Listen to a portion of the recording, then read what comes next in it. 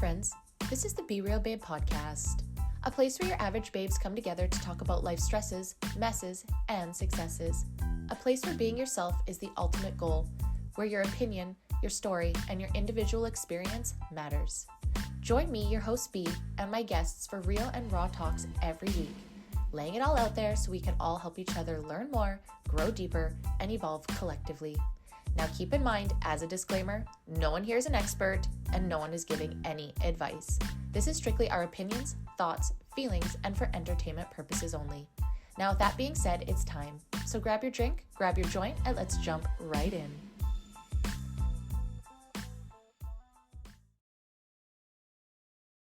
Welcome everyone. Welcome to the Be Real Babe podcast. If this is your first time here, thank you so much for stopping by the show today. I hope that you have a good time. And if you're a returning listener, watcher, supporter, thank you so much from the bottom of my heart for coming back time and time again. For those that don't know me, my name is Brandy. I am the host of the show, and today you guys were on episode 208, Keeping Up with Canada, part 13. Yeah, 208, part 13. Those numbers, you guys know me, I'm a numbers girly, not vibing with the 208 and 13. Anyways, guys, hi, welcome to the show. This is going to be the last Keeping Up with Canada of the season, and just wanted to give a little PSA for those watching video. Please do not mind. I, for some reason, thought it would be a good idea to try my new laptop today and try, of course, new things. Why not just stress myself at the end of the season and literally launching this at the last second? But you know what? It is what it is. I'm super excited. So if you're watching on video and I'm looking in a weird spot or things are weird or the audio is weird or anything like that, apologies. I'm trying with my new laptop. My other one is just such an issue and it would not connect. And like I said, you guys, I am running on the last little bit of energy I have. So we're going to do our best in this episode with Keeping Up with Canada. But before I get into it, I just want to remind you, if you are watching on YouTube or Rumble, to make sure to like, subscribe, and turn on those notifications. Comment for engagement if you can, and make sure to, if you are following the show, you can turn on, like I said, those notifications on all the platforms so that you get notified once it drops. It's actually super thrilling for me every time that happens. I get super excited about it when I see it pops up, even though I know an episode's coming out, but still, it's still a little tiny person win. Oh, you guys, I'm struggling. Today is going to be a struggle. I am sorry already. But anyways, if you are listening on Spotify or Apple, make sure to turn on notifications as well and give me a review if you're feeling so kind. And if you're trying to look for me on social media, you can find me on Instagram and TikTok at the Be Real Babe podcast. Okay, guys, again, apologies. Just like little personal check here. For some reason, a long time ago, I decided for the seasons to start in March, and then I'm going to take a break in February, and that my last month of the season is the new year. So that's insane for me because I have year end at work, and also starting my own new personal goals and ventures at the same time of ending the podcast and doing a whole year by myself. So your girl's a little frazzled, and I'm sorry. I'm going to try and do my best here with today's episode. We've got a couple more left to go, and then the season is done. Like I said, I'm going to end this on 210. And then we're going to we as in myself are going to take about 5-week break, learn how to use this properly. This is where I should be looking, or up here. I don't know. I'll find out in post where I should be looking. Figure out how to use this because I'm really excited to have a Mac. I know it's really good for video, but I don't use Mac besides my Apple iPhone. And so it's very different. So I'm definitely going to struggle through this. Plus, Riverside enabled some new features, so I want to give that for screen sharing while I'm reading some articles. So apologies in advance. Thanks you guys again, as always, for supporting me as I'm trying to learn this shit. Hopefully the microphone, it looks like it's registering, but fingers crossed. Anyways, guys, today's episode with Keeping Up with Canada, there's a lot going on, and honestly, it's kind of a little bit scary because, not scary, but I'm definitely going to have to probably interject editing Brandy into this one segment at the end of the episode. We're going to talk about politically where we're standing right now. There's an article, and Michelle Rempel Garner actually came out and was talking about what's going to be happening, and allegedly there's going to be possibly some changes coming up here sooner than we think. So we're going to go over her X or Twitter, whatever, article. And then as well, we're going to go through a story where I think this is really good. It is a good start. It's a happy news. So we're going to start with some happy news. So I think we should still have some progression. At the same time, it's happy news. And then a topic that I am extremely torn on. And when I first read the article, I was like immediately pissed, and then I had to look into it because I'm trying to do that a little bit more instead of immediately react and see what people and Canadians are saying in response to this. And then we're going to talk about this Twitter feed and what's kind of going on. As my understanding right now with the government and the federal government, like I said, it is Sunday that I'm recording this, and I'm going to be uploading this Friday. And they're talking about things happening on Monday and then Wednesday. So I figured I'll get this episode out, record what I want to say, and then I'll come in here for editing me to keep you guys updated, because I will say right now, you guys, in the last episode about Blake Lively and Justin Baldoni, I fucked up. I am so torn on what is going on. I just want to say that. No, this is not the episode, but it's too late. I can't record it in the what in the actual internet one. So yeah, I'm so confused what's going on there. So I'm definitely licking my wounds and going to try and like pause on some things and just leave you guys pondering. So yeah, if you're into that, let's stick around and we're gonna talk about some things here. So the first, I'm gonna try and do this screen record like you guys said. I said this is the first time I'm doing this, so hopefully it works. But I did want to talk about this article because I found it extremely, a very positive one, and I thought we could go through it together. And I just wanted to preface it. On the show, we have talked about the Highway of Tears before. We talked about it in episode 140. If you want to go back and learn a little bit more, I'll talk about it in this episode a little bit. But I just thought that this was a positive, and I don't want to always be coming to you guys with negative stuff. So I thought maybe to start the episode with something positive, and who knows? Maybe the last piece is going to be positive. I'm not sure. You guys let me know. But let's go into this article. So, Indigenous leader hails installation of cell towers along Highway of Tears. So, Highway 16 in northern British Columbia, notorious for dozens of Indigenous women and girls who were murdered or went missing. So, we'll go into in a second what Wikipedia says is the Highway of Tears, but let's go into this article. So, an Indigenous leader in northern BC is praising the installation of new cell towers along a notorious stretch of Highway 16 in northern BC, also known as the Highway of Tears. The 720-kilometer stretch of Highway 16 from Prince George, some 500 kilometers north of Vancouver, to Prince Rupert earned its name because more than 40 women and girls, most of them Indigenous, who were murdered or have gone missing along it. A symposium held in 2006 by the families of missing and murdered Indigenous women, as well as advocacy groups, led to a report outlining 33 recommendations, one of which was to establish a number of emergency phone booths and increase cell coverage to erase the 911 dead spots and to make it safer for vulnerable women. So, that, I feel like that's a huge positive.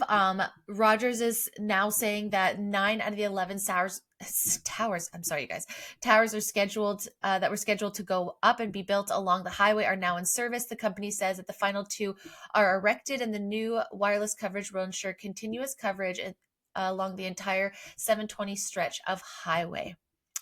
So that's super good. That was great language, super good. I think that's really amazing news to hear. I hope everybody else, agrees with that. If there's negatives to that, please let me know. Like I said, we have talked about that highway before, and that's great that in 2006 there was some recommendations, and we're seeing that happen now in 2024, ending 2025. So almost 20 years to get that. I'm not saying it's not a win. At the same time, like, my question always is one, why is this being held back? Is it funding? Is it bureaucracy? Is it red tape? Like, I'm not sure. Again, some stuff is so hard to find, especially with the censorship here in Canada. But I do wonder, what was it that held it back? If this was presented in 2006, and out of those 33, I'd like to dive into this a little bit deeper. Maybe in the next season is out of those 33, what else has been done? Great, this is a first step forward. But if we're looking over 20 years and only one thing has been taken, move forward, what are the reasons we're not doing that to ensure safety, especially along that highway? I think there was some suggestions about transportation and making sure that's safe. Again, what are the steps being taken outside of that? And is there more? Maybe there is. Again, I like to play devil's advocate. Obviously, there's more out there than I know. Censorship, looking at Google, sometimes is very hard. We can only see what we can see. But, what is done to ensure? Now, if you're not familiar, maybe you're not from Canada, because I know I do have international listeners, and maybe you guys haven't listened to episode 140. Again, this is in season 5. Yeah, we talked about it season 5, the crazy season. So let's share a little bit of what the Highway of Tears is. So the Highway of Tears refers, like as I mentioned, 724 kilometers length of Yellowhead Highway 16 in British Columbia, where many women, mostly Indigenous, have disappeared or been found murdered. The highway is a part of a larger national crisis of missing and Indigenous women and girls. In 2015, the federal government launched a national inquiry into these cases. The article contains sensitive material that may not be suitable for all audiences. Well, I always tag that my episodes are not for children, so that's good. So the context is it refers to a section of the highway, as mentioned, from Prince Rupert on the northwest coast of British Columbia to the central interior city of Prince George. 23 First Nations border Highway 16. So a lot of that area is First Nations. The region is categorized by poverty and until 2017 lacked adequate public transportation, while forced many locals to resort to hitchhiking as a form of transit.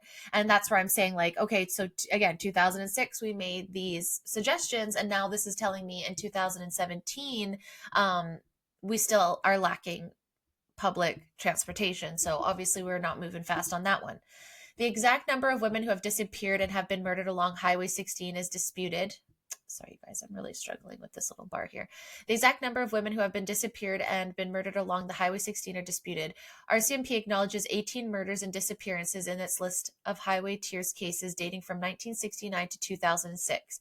The RCMP also include women who have disappeared from Highways 97 and 5 in British Columbia. 10 of these 18 victims are Indigenous women and girls. However, Indigenous groups argue that this number is misleading because it reflects only the disappearance and murders that have happened in specific geographical areas around these highways, and that the real number exceeds 40. According to Human Rights Watch, an international non-governmental organization that conducts research and advocacy on human rights, British Columbia has the highest rate of unsolved murders of Indigenous women and girls in Canada. And I've heard this several times, as you guys know. There is a case, still ongoing case, for a missing friend of mine from the island.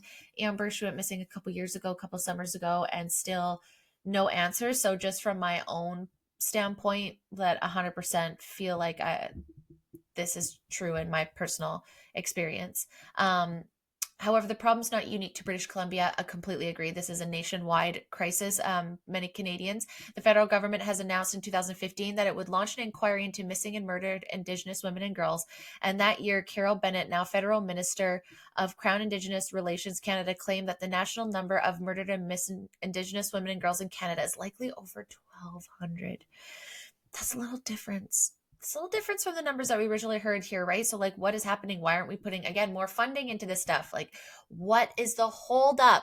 Each reported case of a woman's disappearance or confirmation of a recovered body has cumulative effect within the First Nations community along the highway and across Canada. One, growing fear, frustration, and sorrow. Like, of course. And again, it goes back to, like, allegedly they're not looking into this. And again, I don't know why, because also there hasn't been crazy amount of resources, I believe, that have been sent to Amber's too, where they're just opening stuff now where you're like, maybe 2 years ago this stuff. But again, I know nothing of this shit, you guys. I'm just saying, like, what is it? Why? Like, why are we now? Like, great, this is such good news. Such good news. Cell towers, great. Not all women have cell phones, right? So maybe not everybody has minutes. So what are other things, being put in place? However, not taking away that this is also very positive, right? So that's a positive win. I'm understand that. Okay. So I thought that was really interesting. You guys look into it yourself. Let me know yourself. It's just because, the whole, yeah, I try not, if someone wants to come on and talk about Indigenous rights and those type of things, I would love that, because again, I said this on the episode before, I struggle to speak on those things, and those that I've asked, like, are not interested. So I'm always open for you guys to come on and tell me and educate me more on this, because I don't understand what is the hold up, what is the hold back. I would like to know. Okay, so next topic. So that was a positive one, right? Like, that's a positive one. We need to see them where we see them. So I came across the next article I'm going to share with you guys here, and it's Canada's cracking down on Airbnb and short-term rentals. And I just want to know, like, I was listening to a couple videos, and I feel like this is a space where not only myself, but most Canadians are kind of torn. The public court of opinion is kind of on both sides, where there's an understanding to, like, I understand that not all people are respectful when they rent out Airbnbs. And I understand that that must be absolutely frustrating when you didn't sign up or buy a house in a hotel and hospitality area. Now, understanding that's not all short term rentals, that's not all Airbnbs, equally understanding that that is some of them. And that is a fair concern if you've put money into an investment and you're trying to live your life and there are people that are just being disrespectful. And I understand that's not everybody, but we also have to understand that that is some people and that needs to be a part of the conversation. And that's why I think I'm so torn is I understand what that must suck or how sorry how that must suck to have a home and having to deal like we all have like bad neighbors sometimes, but imagine that was continually like a party house, especially here in the Okanagan. I can imagine there's properties that sell out and there's big we've looked at even for weddings, like where could we do Airbnb, and I thought, well, that's not fair to the neighbors. I don't want to do that, right? Like, so I think there's a line, but at the same time, another part of the argument is, okay, well, what about people that, because everyone's provisions is different. You guys, you'll have to go and look in your area, what like in your province and your municipality, like there's so many different levels that this affects people. It's like province to province, it's different. And then municipalities have different rules that they can enforce as well, especially when it comes to like business licenses. And like, it's so deep. I don't understand this shit. But I just thought that this was an interesting article. And immediately I was going against like, fuck government. They shouldn't be putting anything in. But then I'm reading other articles that flip me to the other side. And you guys, I'm getting whiplash, like the Justin Baldoni, Blake Lively situation here. Like, I cannot keep up. But I did want to talk about it because I know this came in 2023. We're now in 2024. And I guess my question is like, has housing gotten better? Does anybody feel like their rent has come down? I'm very fortunate, and I rented in just at the end of 2019, the place that we're in now. So we didn't hit this like market of COVID, post-COVID prices, post-inflation prices, which again, we all called out and said was going to happen. So I'm not living in that space. My rent has been the same and I'm very blessed. However, looking around, if we for some reason get kicked out or they decide to sell, like that sucks for us. And I'm very grateful that they haven't and done short term. And I think, they're probably feeling the same way. But there was another, oh my God, I'm all over the place, but there was another point too, for the pro side of having short-term rentals is some of their saying their interest went up so much that their mortgage went up that they cannot, and people cannot afford their mortgages. So then, um, homeowners that are renting now, just renting even long term, have to charge so much more. So the short term rentals were almost better because they could charge more and have flip people, right? But then that's seasonal. So like, oh my God, you guys, and just back and forth, back and forth. So like, I understand all those things, but we're very blessed. So you tell me, you guys, and like sound off, like if you can in the comments or message me and let me know, like, what are you feeling? Because when I go to look, when we're just like looking around to see what's out there, I'm seeing astronomical numbers. So in BC and Kelowna alone, I am not seeing personally, like maybe a little bit, but I'm not seeing a massive decrease versus the increase that we've seen in rent go over the last couple of years. I'm just not seeing it. And the decrease, and my question is, because I'm not very familiar of this, is the decrease other things like more supply and demand, building more houses? Like in Kelowna, we've seen a mass amount of apartment buildings going up, right? So is that also combating that? I'm sure it all has to do with it, but I guess restricting people on making money, I struggle with, because having international people come in or very rich people to buy up a bunch of properties and rent them out as short-term rental, and taking that away from locally owned people wanting to rent their homes and make money, like totally get that, understand that. And hey, maybe that's what that is.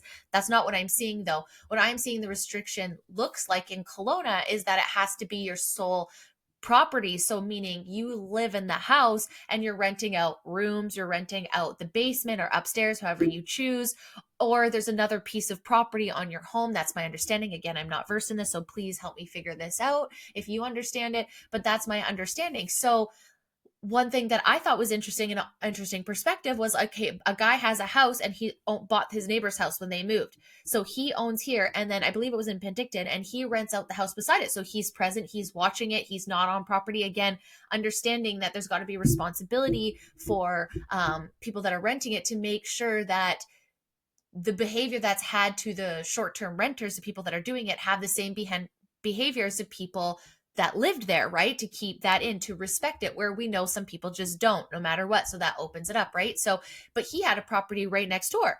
But because that's not his primary residence, he doesn't fall under that. So then now has to either sell the house to then rent it out, which is what they want. But why can't he have piece of that? He's going to be able to have people respect. He's not a multinational person. Like, people renting out homes and like vacation homes isn't new, right? It just blew up when things like Airbnb came because most people had an app. You could find it. It wasn't just looking through the fucking whatever Google, or knowing people or being on Facebook groups. It's an app now. Things are easier. More people can capitalize. You can have people do reviews, right? So obviously that became more of a predominant source of income. And you think about the positive as this too. Let's just think the Okanagan. Okay, so when we had our fire, so when those homes are not rented to short long-term people that are coming to visit who are supporting the tourism industry, when there's fire, can either like go out of the hotels and go into these homes, or vice versa, go out of these vacation homes, open it up and go to the hotels, so that there's more opportunity and more homes for people that are displaced, right? So if you think about it that way, that could be a massive positive. Because hotels are expensive and sometimes you do want the feel of the home. Like, I see so much benefit in short term, especially when like people leave here in the winter time. Sometimes people leave, like I know people that have, it is their primary residence, and which you could still do technically, because it is your primary residence, they could go and leave and stay somewhere else and rent out their property for the summer and make way more than what they would if they were just living at home, right? Or renting out rooms. So some people don't have that division, right? So I see there's so many positives. Or you have a lower basement, like we have a lower basement. We're not doing this, obviously. But maybe you rent that out to people that are just coming in and they, want to, come up here for just a month, or people that work, or people that come up for medical procedures, or like there's so many positives.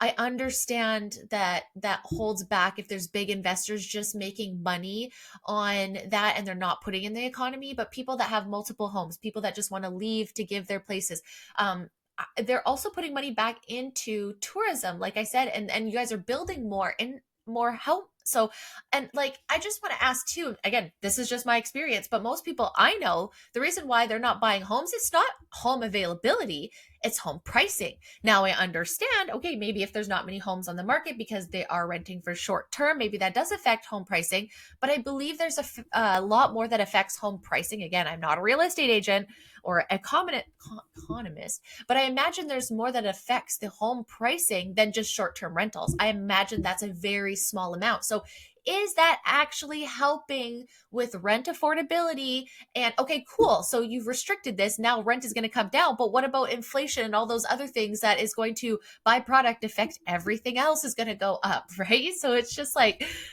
cool. But it's like, is this one of those things where I'm being gaslit, where you're like, yeah, by doing this and restricting people from making money and taking this and doing all these things, but saying they're still doing it so they look like they're good, but then it's like, but we're going to be paying more.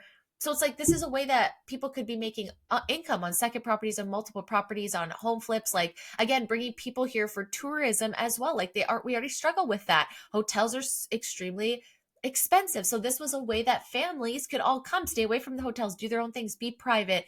Oh, it's just, I don't know. It just makes me super sad. I understand though, making sure that we're not having international people come in here and just buy out a bunch of properties and all that. But I don't think that housing affordability, just in my personal uneducated opinion, I just don't think that it's really being affected by that personally. But let's look at what these articles are saying, because then again, I go in here and then again, I feel like, am I being gaslit? Do I even know what I'm talking about? But let me share this article again here. So this is what the original.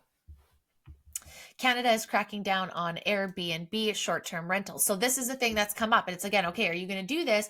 But now we're getting government funding to enforce these things. If the municipalities are following what, anyways, let's read the article. So the government of Canada is cracking down on short-term rentals like Air BNB and VRBO.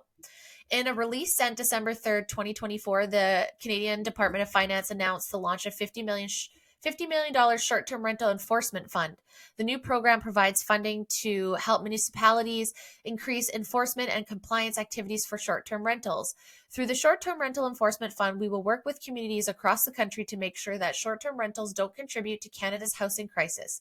There is a significant step in our work to ensure that everyone is safe and affordable pricing an affordable place to call home. The Honorable Sean Fraser, Minister of Housing, Infrastructure and Communities. They estimate that 235 units in Canada are being used for short-term rentals. The aim in the fund is to bring non-compliant short-term units back to long-term housing markets. Okay, so another thing that I found interesting on this conversation is that people can opt in and out. It's a yearly thing that can change, from my understanding. It's something that unless you have something in place, you're not going to get funding for. So it's like, okay, unless you follow what we're saying exactly, we're not going to give you funding to enforce it. Where it's like funding to enforce it to ensure that people are following safety guidelines. I think that's a great idea. Enforcing, but like, again, that $50 million that we're seeing there to enforce something that I don't know is really making a huge effect. Could that money be used somewhere else? I just wonder, like, is doing this short-term fund, like, when we've seen years proving that this in fact is beneficial, just having this out here, then maybe do we start enforcing and putting money towards that? It seems perhaps a little counterproductive. And if we do, can we put measures in, again, like I said, protecting from big corporations buying these stuff, but at the same time allowing individual businesses to be able to do this and operate as a business, and holding them accountable like you would any other business, of being like, you're now in a residential area and you need to make sure that the status quo of respect for that neighborhood is held up. 3 strikes, you're out, you lose it. But then you get time to then turn that into long-term rental. So people that are just being like, oh, now you can't do short-term rental, you don't live here. What if that place wasn't designed for that? What if your home isn't designed to split it, all those things, right? So I understand all sides of it. I understand that there needs to be some accountability and safety and all of that, and abuse of the power in the systems. I get that. But is this the way that we should be doing it? I just don't know. Some articles are saying, hey, Vancouver Sun saying ever since we've done that in Vancouver, prices have come down, rent has come down $147 a month, da da da da da. But then you read another article where it's saying, hey, the reason why prices are coming down is because we're doing all of these other things, like building more houses and affordable houses, and working with groups and helping people, that are in a tough situation, helping them with loans to not lose their homes, all these other things that are taking in place. Not once did this article mention that doing short-term Airbnbs were the reason why. So I just find this, like, again, not everyone has to report on everything, and I know there's far more information out there than what I'm seeing. Again, like I'm just saying, it was just super, super interesting, and I would love to know your guys' opinion on how you feel about that, being renters. Like I said, I personally have been in the same thing, but when I go out and look just to see what's out there, just to know, I am flabbergasted, and was like, I definitely am going to have to sell the cat's toe beans online to be able to pay for rent anywhere else here in Kelowna. So, like, landlords, if you're listening to this, I love you. Please do not kick me out, because and again, I don't believe that the housing crisis and the reason people aren't buying houses is because the availability from short-term rentals. I think because it's fucking absolutely impossible. Like listening to the interview with Pierre Polyev and Jordan Peterson, just in Toronto alone, a woman will have to, if she's single, will have to spend 29 years saving for just a down payment for a home in Toronto. So I understand that we need to deal with this housing crisis. I'm just asking if helping or removing everyday Canadians that are just trying to make a business, supporting other Canadians, whether that's tourism within their location, helping other Canadians with medical expenses that maybe the hotels are too uncomfortable, it's too expensive, they're rented out, in emergencies, like fire emergencies. Like, again, are we really weighing the pros and cons here? Are we just saying, like, hey, look at what we're doing over here, we do so many good things, but we're actually just taking from them and then getting people to have to last minute sell their houses or put themselves in mortgages that they, you know what I mean? Like, what is it? What do you guys think? But that was my thought, where I am like on understanding the need, but like, is it too much? As always, it's like, is this a slippery slope? I think it's still super new. So to then go and put this like fund in to help municipalities, but only municipalities that are like, I don't know. You guys tell me what you think. Okay. So next story. I gotta stop saying that.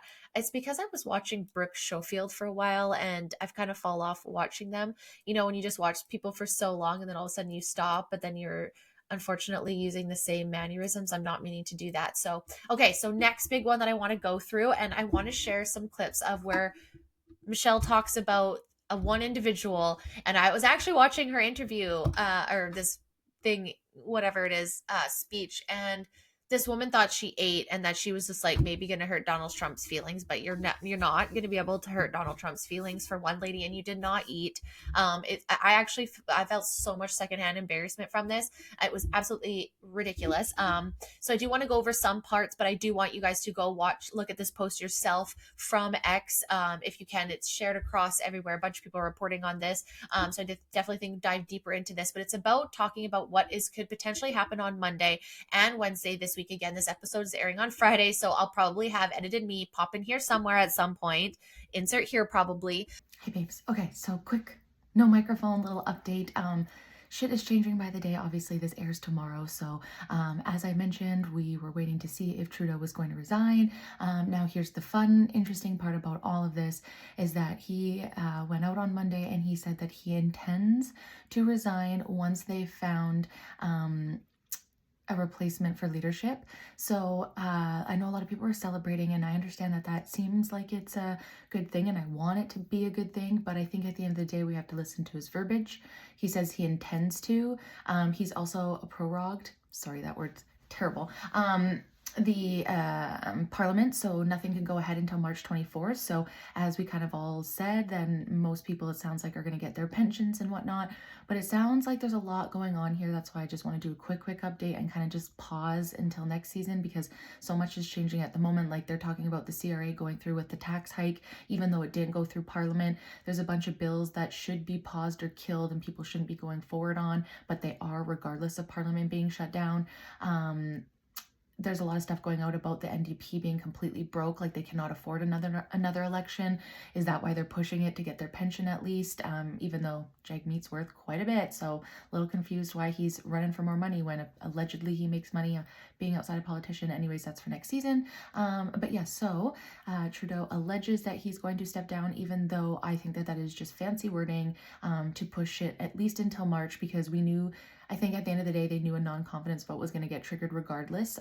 So I think they're just pushing to maybe do as much as they can. And I feel like kind of damage the country a little bit more before passing it over to Pierre. Personally, that's just kind of how I feel. But anyways, guys, I hope you're enjoying this episode. And this is just a quick little update. I know I was going to throw it in here. I don't want to do too much more because stuff is changing, but please, guys, pay attention to what's going on. Look at the wordings, read the comments, talk to people. I know it seems like it is exciting, and I don't mean to be the bearer of bad news, but I think his wording and the fact that he's still there and that Parliament is shut down for 3 months. Again, our country needs help right now. We're in a threat with the US from Trump with the tariffs. This is not the time that we need Parliament to shut down for a couple months. Thank you. While you guys figure out your shit. Okay, we need you to sweet. Okay, merci. Another quick thing, I also want to send out prayers and thoughts to those in California right now. I'm not going to make it political, but you all know that I'm going to feel. We had the same thing in Kelowna a year and a half, almost 2 years ago. And it is political, and it's mismanagement, and it's shitty, and we'll jump into that in the next season. But I just want to say prayers and thoughts to everyone in California being affected by the fires right now. Thinking of you, and I hope everything works out. Okay, guys, let's get back to this episode. About what's going on, but let's read where we currently are, because you guys, sometimes I can't. I am like literally hand to mouth with recording and popping out, and it's just not a space I want to be in. But we're at the end of the season. I have one more episode to record after this, and then I get a break. And the reason for the break is I just need to catch up so I can get ahead, because living in this last minute is making me la vida crazy here. Okay, so let me see if I can share my screen one more time, and let's read Michelle Rempel Gardner's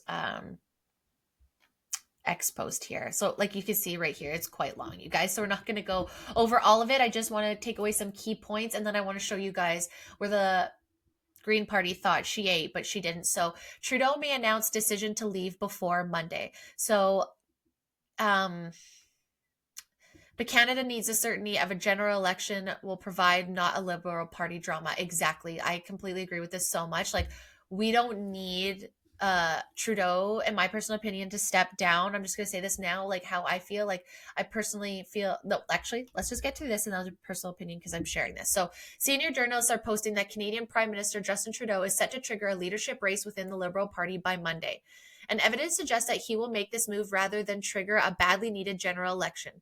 The highly irresponsible and supremely self-serving decision would plunge Canada into a prolonged period of additional instability during a time of crisis. Here's what the rumor mill is saying, what's likely to happen next, as well as implications of all the utter horseshit could mean for you, your family, and your business. So, Yeah, so quickly too, I want to talk about, if you haven't already, I highly suggest, whether you like Pierre Polyev or not, I highly, highly, highly recommend that you go watch his interview with Jordan Peterson. It's just a very good conversation about Canada. It's very different from what you see in clipped in media, and it just portrays them as honest as they are without the lens of the mainstream media. So I think it was a very beautiful conversation. It restored hope, and at the end of this episode, I'm going to show the parts that really restored hope for me, that I hope restore hope for you guys as well. So you guys go and look at it, because again, I think it's super important that we all look at it and watch it and come at it with a open heart, because I think a lot of beautiful stuff is spoken about in there.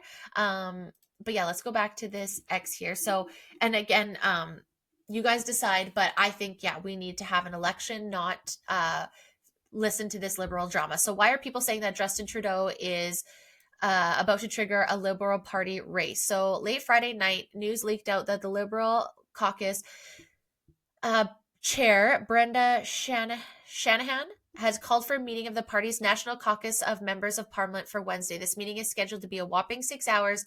This meeting has been scheduled as Mr. Trudeau has faced increasing calls for his resignation from self-interested liberal members of parliament, whom he passed over for cabinet positions in a shuffle that happened right before Christmas, and who are seeing their polling numbers plummet. So yeah, they have their numbers have plummeted, which we've heard, and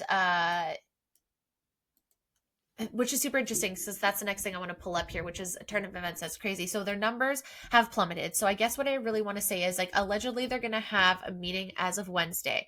And then some people are saying Monday he's going to resign. And so there's a debate if he's going to resign on Monday, therefore meeting somebody else, like possibly Chrystia Freeland, which is not great. Like, to me, this is not the option that we want. Could then step into his place and run for the Liberal Party to then be elected in the fall if they don't go through with a non-confidence vote, which we've heard that they won't. And I believe you can't do that if the party's in the middle of a race. Again, I don't know, you guys, but my understanding, I think, is that they can't then call an election if the party's leader has stepped down and then they're finding someone, because they need time to do their things to figure out who it is and then be able to run properly.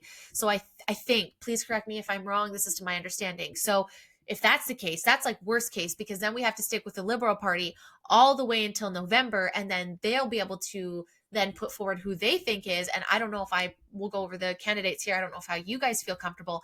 And I think for me, then that's the opportunity for the Liberal Party, for people that are on the fence, for them to be like, hey, well, we got rid of Trudeau. He was the problem. They're going to throw him right under the bus and say, look, we've rebranded, we've done all this. We see the problems, even though you could go past many episodes that the cabinet members themselves are very corrupt, right? So, and again, we'll get into this with that speech coming up here, but it's a way for them to save face, kind of like it's kind of giving Democrats throwing Kamala into the race and taking out Joe Biden. That's kind of like what I feel like is happening kind of in this situation, but we don't know if it's going to be Chrystia Freeland, because they actually get to be voted in, where Kamala just got whatever given that, right? So a little bit different, a little bit same. Obviously, things work different, picking pat, blah, blah, blah, blah. But I'm just saying that's what it's giving, right? So that's super interesting. So so that's what I think they think is going to happen. So if he steps down Monday, whatever's happening Wednesday, there's the big conversation of maybe who's going to be replacing him. Not good, right? Because then I think then we can't throw in a non-confidence vote, while their party's in disarray. This is what Pierre Poilievre, I think, was alluding to. Like, it's not fair for Canadians to wait all the way to November for an election, because that's a long time. More destruction is going to happen, like the increase in carbon tax as of April. Again, right? We've talked about this before. So it's like, I think people are wanting to see that change before those things get implemented, because that is one of the big things that Pierre has said he's going to do, is axe the carbon tax, which a lot of us could feel the relief from, right? And so then there's, okay, maybe he's too cocky and he's not going to step down on Monday, and that's all a rumor. They're going to go in Wednesday and he's not going to step down, and I don't know if they can overthrow him. Maybe they can, maybe they can't, but that'll be super interesting, because then if that can't happen, are they then putting themselves open for a non-confidence vote, which Jagmeet Singh and the NDP allegedly has said he's going to do when they come back? but that then we won't see anything until March, I guess, for when it comes to elections. So like, y'all, this is just so messy. And like I said, things are literally happening this week, of course, on the topic that I wanted to talk about. So like, anyways, because I was watching this interview and I was like, oh, wow, she really thought she ate. This is fucking embarrassing. No wonder why Trump trolls Canada. And then this Twitter fucking post came up and I was like, oh my gosh, this is insane. What's going to actually happen? So for me, my hope is that he's so cocky. We get to vote because a lot of the comment section is saying we want to vote Trudeau out. We don't want him to just be able to back out and for someone else to go in there. Like we want to see his demise, which I think all of us can relate to for the most part.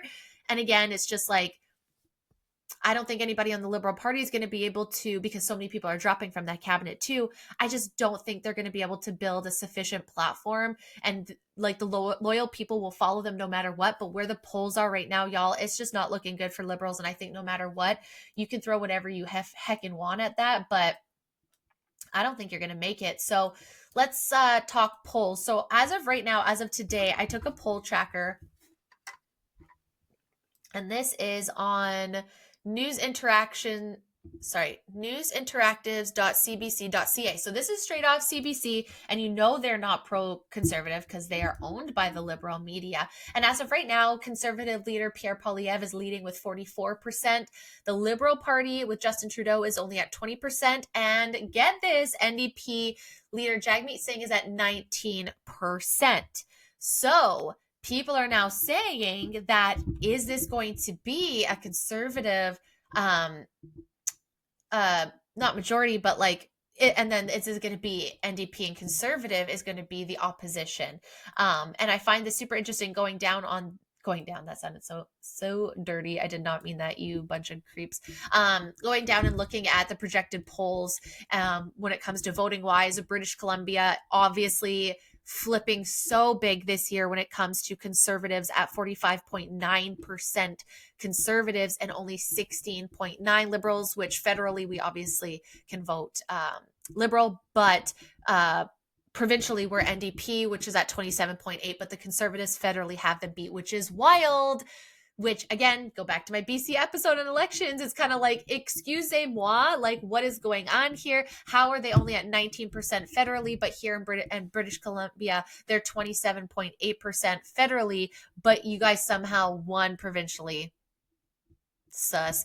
No shock, Alberta comes in at 63.9% conservative, 17.9% NDP, and 12.4% liberal. I feel like that's predominantly probably Calgary is going to be my guess. The prairies we're looking at, again, 55% conservative. It's kind of like a 6-point difference between Liberal and NDP, with NDP leading second in the prairies. Looking at Ontario, even, you guys, this is insane. 46% conservatives with 122 seats, which that is super huge. That's what we want to see.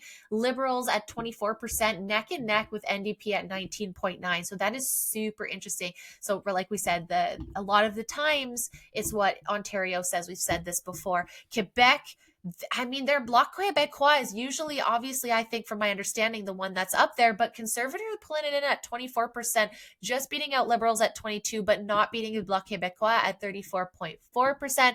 But brother, that's pretty fucking close for Quebec, so that's super interesting. I actually seen a lot of comments about Pierre Poilievre positively in the comment section of the interview with Jordan Peterson from people in Quebec, saying that they're really hoping that Pierre, and again, you guys, please go and watch it. It's amazing, but read the comment section as well so you can get both sides of the political spectrum. Obviously, liberals are probably not going to listen to Jordan Peterson. They very much hate him. But I think it's important. It's not about Peterson. It's about what Pierre is saying. And then in the Atlantic, even there, you guys, we're looking at 46% conservative. So literally across the fucking board, we're seeing conservatives just kind of slaying the numbers there in the polls, which I'm personally not shocked of at all, but just wanting to read this as well.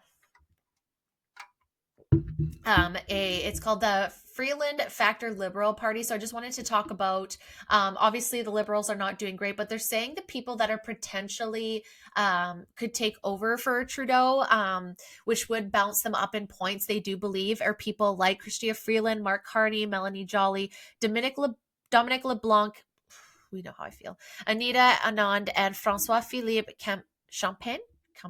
I don't know. All who generate little change compared to Trudeau, the Conservative Party still holds a confirming lead. And then, okay, so we're talking about that. And now let's just talk for a second. Let's just talk about this for a second. I got to find it. You guys, y'all, I am struggling on the Mac. We're not good at a MacBook. I need to find this about the Green Party because, like I said, I stumbled across this interview and I just thought it was so interesting and fucking embarrassing, if we're being quite honest with you. So let's read here in Michelle's tweet. She says, firstly, it's entirely possible that if he decided to trigger a leadership race, Trudeau might ask the Governor General to prorogue, suspend Parliament before doing so, and that she would grant his request. This action would prevent Parliament and its committees from meeting and shut down a Conservative attempt, there we go, okay, confirmation, to force a non-confidence vote as early as the end of January. That means that the NDP wouldn't be forced to vote on whether or not they can keep propping up the Liberals. And I swear to God, I feel like this is what they're going to go for, guys, but I just don't know. I don't know. Is Trudeau going to do it? That means he's got to concede? I don't know. Second of all, prominent members of the NDP, as well as the Green Party leader, Elizabeth May, have been out in recent days trying to spin hogwash that the best way to deal with the threat of tariffs from incoming American President Donald Trump is not the fresh, clear mandate and a general election would afford a government, but to continue to allow the Liberals to keep falling about with their utter ineptitude. This messaging, of course, should be translated as read as I don't want an election so that I can vest my pension, accrue more benefits to my pension, collect a salary as long as possible before potentially losing my seat.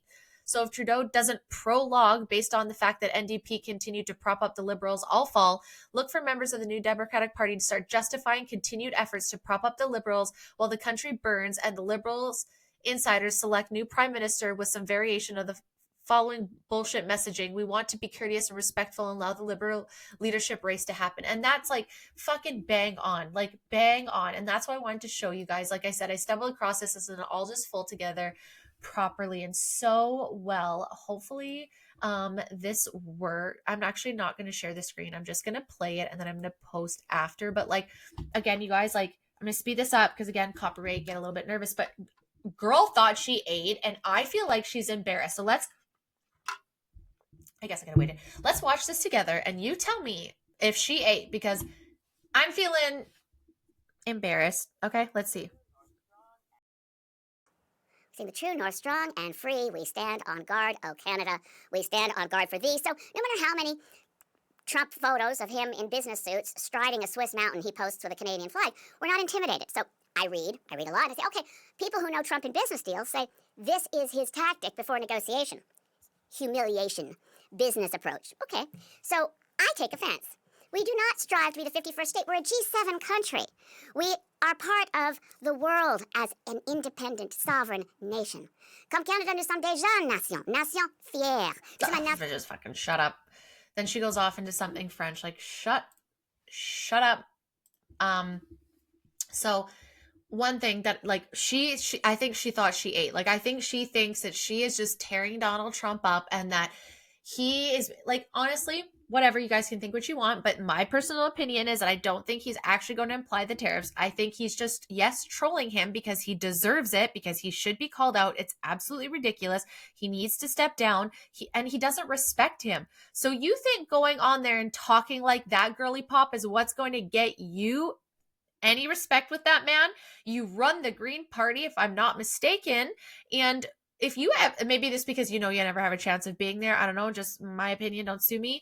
Is that why you're doing that? Because you know that you're never going to have to go against him, so therefore you don't have to, like, earn his respect, so you could just throw this stuff at him? I just thought it was really weird, and just the way she said it, and then just going off in French in a whole tangent as if he could understand her, and like, was that to like flex your ability? I just don't know.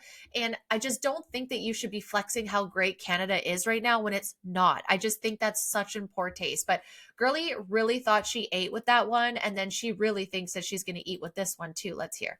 for making public pronouncements that Wayne Gretzky should run for Prime Minister, give yourself or get yourself a briefing on the nature of parliamentary democracy, a Westminster parliamentary system, and a constitutional monarchy where no one runs for Prime Minister. We have elections for members of Parliament. We don't get to pick and choose among our billionaire friends for who gets a seat at the cabinet table. If they're not an elected member of Parliament, well, the Canadian system is different from that of the United States of America. I suggest that Mr. Trump find one of his grandchildren's school books and look at the year 1776, which may explain if he thinks to him about why our systems of government are different. I don't want to belittle Mr. Trump, but on the other hand, hey, Donald. So, didn't eat, girl. Don't. You know, okay. I'm not trying to be rude, and you can say whatever the fuck you want. You do know that he's president-elect. So, imagine, and my understanding is when you've been a president, you're then always allowed to be and then referred to as president, right? We talk about President Barack Obama, President Clinton, like, why is it with Trump that we don't say that? Because he was a businessman first. He's President Trump. He's going to be next president. They are literally our neighbors. Do you think that maybe you could, again, you didn't eat with that. If you wanted to be Canadian and you wanted to show how we could do this, girly pop, come to the table with Canadian stuff, be nice, be Canadian. Instead, it was like, Donald, how about refer to him at least at minimum, Mr. Trump? You sound silly. That's embarrassing. And then you thought you ate up with he needs to read a history book. Again, he's won twice as the president of the United States of America. You've done what with your leadership? And I wouldn't be touting and going off and clapping that we don't elect millionaires and we don't pick essentially corrupt people. My paraphrasing her sentence, as you guys seen. What? Look at the Liberal Party. Just go look at how many fucking people's pockets have been lined in there. It doesn't matter. Oh, that's even worse. That the elected people that people have elected in are doing this corruption and taking all that money. That was you popped off with that, Queen? You think? Because I don't think that's something we want to brag about. There's other thing that I don't think we want to brag about. Let's let her listen to the final one, and I promise I'm done with this. Let's go to the last one. Have we got a deal for you? You think we want to be the 51st state? Nah, but maybe California would like to be the 11th province. How about it? California? Oregon? Washington? You've got geography in common with us. And not only that, we've already got a carbon trading system between California and Quebec. We've got some strong alliances on our west coast from British Columbia. There's been a lot of academic papers on the idea of Cascadia. So California, Governor Newsom, and Washington State, Jay Inslee, and newly elected Governor of Oregon, Tina Kotek. How about it? Want to put a referendum to your citizens? Because this is what you deal. Have we got a deal for you? This is what you get. Free healthcare. Universal free healthcare. No more one-year-olds who suddenly fall off the Medicaid list and their parents are in the news because they're trying to do a GoFundMe so they can get their daughter to a doctor. Who's going to tell her?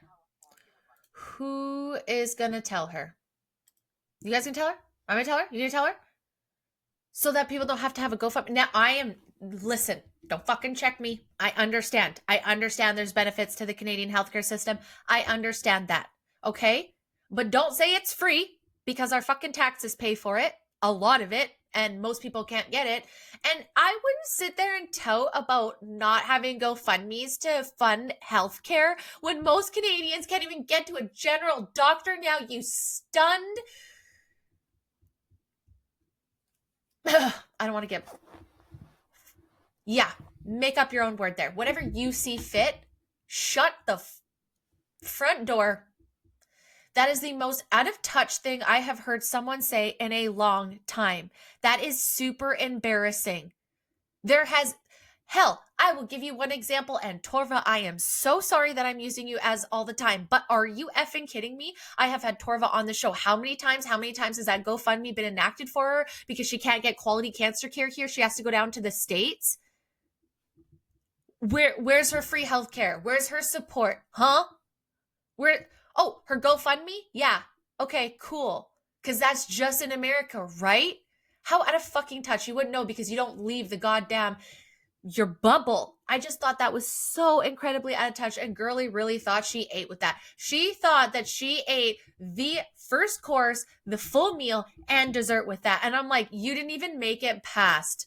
You look so out of touch that it's just absolutely incredible. I don't know. Sorry, girl. Don't sue me. don't really know who you are. This is the first time you came on my radar. And I was like, whoa, what? And this is what she's talking about. So it's not a race right now between Kamala and Donald Trump. Do you know that? Right? Like, he's won. Do you think this is the right way to approach it? Do you think that he's going to be like, oh, well, she rebutted back and made these like really, comments. And now I'm going to just, no, he's trying to clean up his own country and by proxy ours because y'all have done such a terrible job with your catch and release, which we'll get into in season 9. But like, yeah, so I found that super interesting. I thought maybe you guys would find that super interesting too. I don't think she ate personally. But like I said, I did want to end on another positive note, and I did want to share some pieces of the Pierre Poilievre and Jordan Peterson one, just to leave on more of a positive note. You guys, I bawled because just like when the Freedom Convoy happened and the trucks drove off from the island, I felt a sense of hope and unity because I do feel that from this man. And I will say this now, maybe he's a really good politician and a good actor, and he's got me, and that's okay, but we're desperate now, and whatever's happened for the last 9 years isn't working. So like I said on my social media, a disruption needs to happen. People are paying attention to politics more now than they ever have. I am not saying for a goddamn second that I think Pierre's going to come in, and nor does he, mind you, go watch the interview, think that he's going to be able to come in and change. It's going to have to be every single individual. All of us Canadians are going to have to come together and rebuild this system and rebuild it. We cannot expect one party and one individual to fix it. But can that party and those people disrupt what's currently happening, take it apart, put people in new places with new perspectives? Yes. Rebuild, I think, is a great idea. And you know what? If it doesn't work in 4 years, then maybe you guys can vote back Liberals. I'm not even like your choice. And please, at this election, do what you need to do. But just go and do your own research and look into these individuals on your own, and do not listen to mainstream media. Dive deeper, talk to people, read the comment section of what people say. You're saying housing is affordable. Well, the comment sections are saying it's not. You're saying, oh, conservatives are saying they want to defund all of this programs. Well, those programs allegedly aren't doing what they're supposed to do, and people who are in poverty aren't even eligible for it. Oh, we're going to put in free dental care for people and help. Well, most people are above that line, so they can't. Oh, we're going to give you free GST and groceries in the Christmas holiday season. Oh, but majority of places don't need to opt into it, so it's not really doing anything. But save your receipts, and in 2026, you'll get reimbursed. That's supposed to help you for the 2023 Christmas season. Like, y'all, come on. But like Pierre said, he needs help. He's going against these systems and people that have been put in that have been very comfortable, that line their pockets. So again, go watch that episode.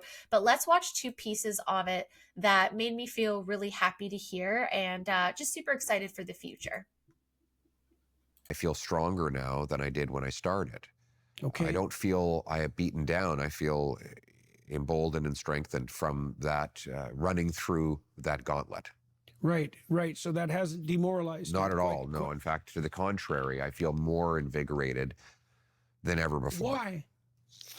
Because I think, because I have a mission. There, I think was it Frankel that said, "He who has why can withstand any what?" Anyhow.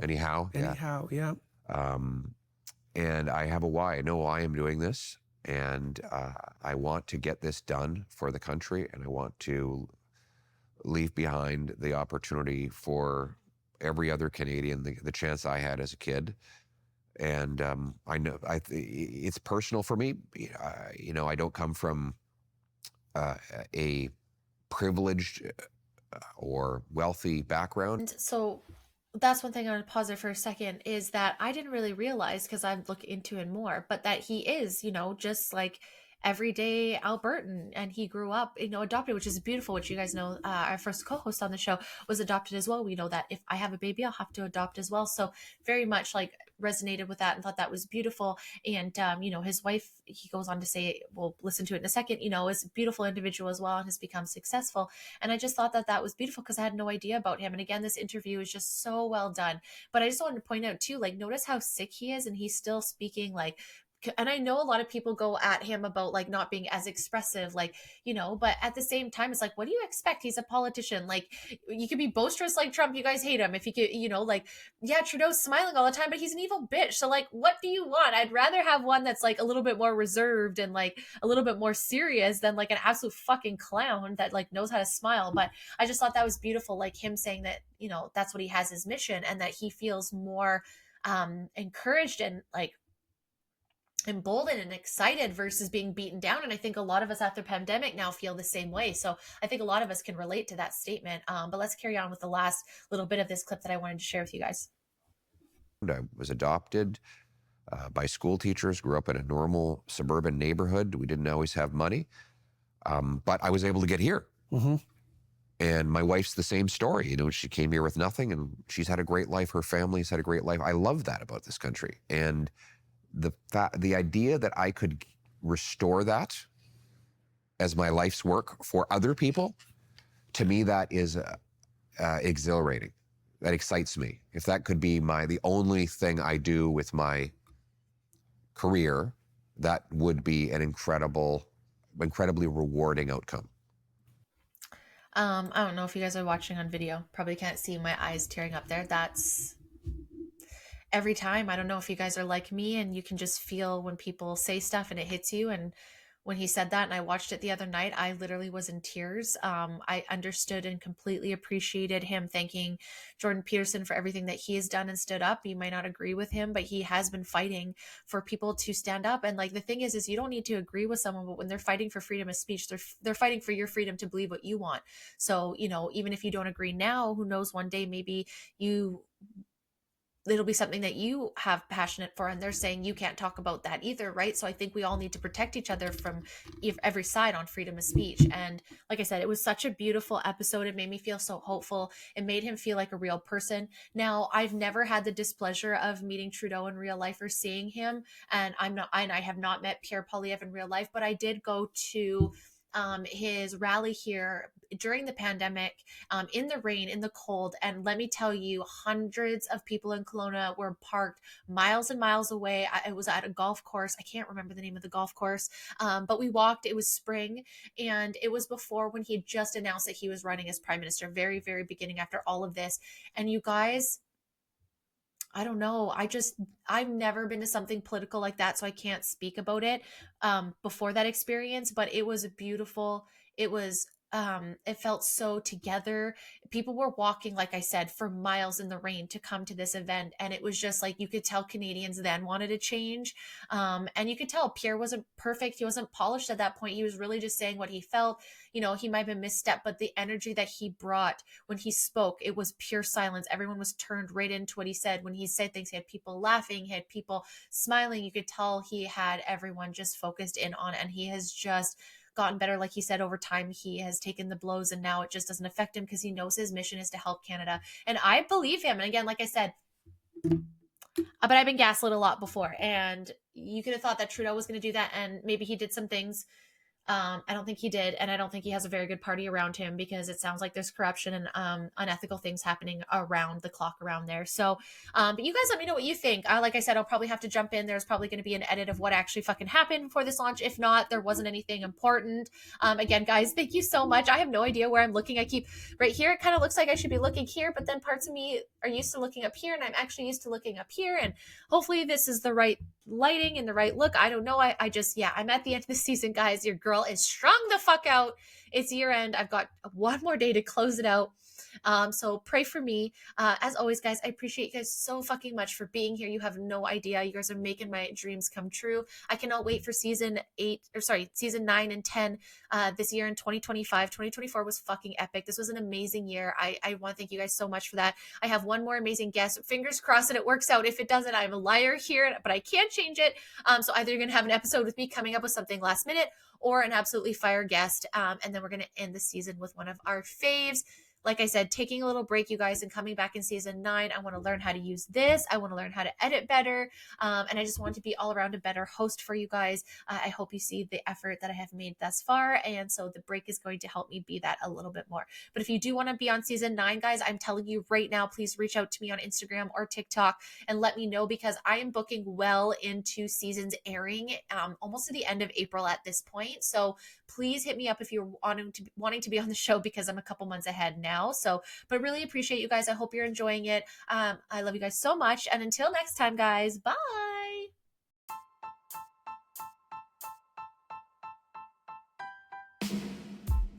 Thank you guys so much for the support. I cannot thank you enough for being here.